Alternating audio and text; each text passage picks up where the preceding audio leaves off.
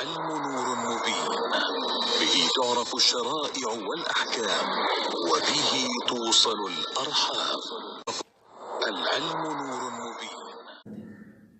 رکوع کرنا فرض ہے اور رکوع میں جاتے وقت اللہ اکبر تکبیر کہنا سنت ہے.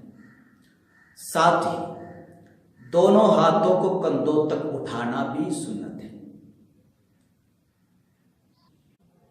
رکوع کے تکبیر کے پہلے حرف کو تلفظ کرتے وقت سینے کے نیچے سے ہاتھوں کو کندھوں کے برابر اٹھانا شروع کریں.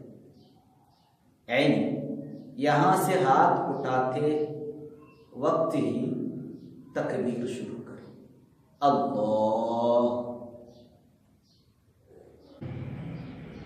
بعض لوگ آدھا 1 منٹ پہلے ہی سینے سے ہاتھ اٹھا کر چھوڑ دیتے ہیں، پھر اللہ اکبر کہتے ہوئے رکوع چلے جاتے ہیں. یہ صحیح سنت طریقہ نہیں ہے. بہترین اور صحیح سنت طریقہ یہ ہے کہ تکبیر کے پہلے حرف حمزہ کو تلفظ کرتے وقت دونوں ہاتھوں کو سینے سے کندھوں کے برابر اٹھانا شروع کریں.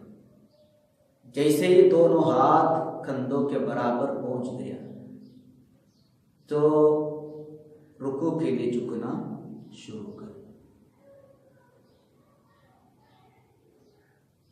اس وقت یہ خیال رکھیں تکبیر کے پہلے حرف حمزہ کو تلفظ کرتے وقت دونوں ہاتھ کو اٹھانا شروع کریں اور رکوع کے لیے کمپلیٹ جھکتے وقت تکبیر کا آخری حرف تلفظ ہو جائے. اللہ اکبر. اللہ اکبر. اللہ اکبر. رکوع میں دونوں قدموں کے درمیان ایک بالش کا فاصلہ ہو اور گھٹنے کے درمیان ایک بالش کا فاصلہ ہو. یہ سنت ہے. رکوع میں گھٹنے پر دونوں ہاتھوں کو رکھیں اور انگلیوں کے درمیان فاصلہ ہو. دائیں بائیں انگلیوں کو نہیں پھرائے بلکہ اس طرح رکھیں.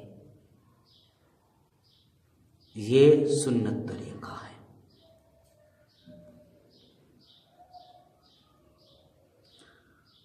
رکوع میں سجدے کی جگہ کو دیکھیں. یہ بھی سنت ہے. بعض لوگ سمجھتے ہیں قدموں کو دیکھنا سنت ہے. یہ صحیح نہیں ہے. رکوع میں کم سے کم 3 مرتبہ سبحان ربی العظیم وبحمدہ کہنا سنت ہے. امام 3 مرتبہ سے زیادہ تسبیح نہ پڑھے اور امام اگر 3 مرتبہ سے زیادہ تسبیح پڑھے گا تو اسے جماعت کا ثواب نہیں ملے گا. تنہا نماز پڑھنے والا 3 سے زیادہ پڑھنا چاہے تو 5 مرتبہ، اس سے زیادہ پڑھنا چاہتا ہے تو 7 مرتبہ، پھر 9 مرتبہ، پھر 11 مرتبہ اس طرح تسبیح پڑھ سکتا ہے. امام 3 سے زیادہ نہیں پڑھے گا. تنہا نماز پڑھنے والا اللہم لک رکعت والی دعا بھی مزید پڑھ سکتا ہے. مالک حمد الامام حنیف دربار رحمت پھیلا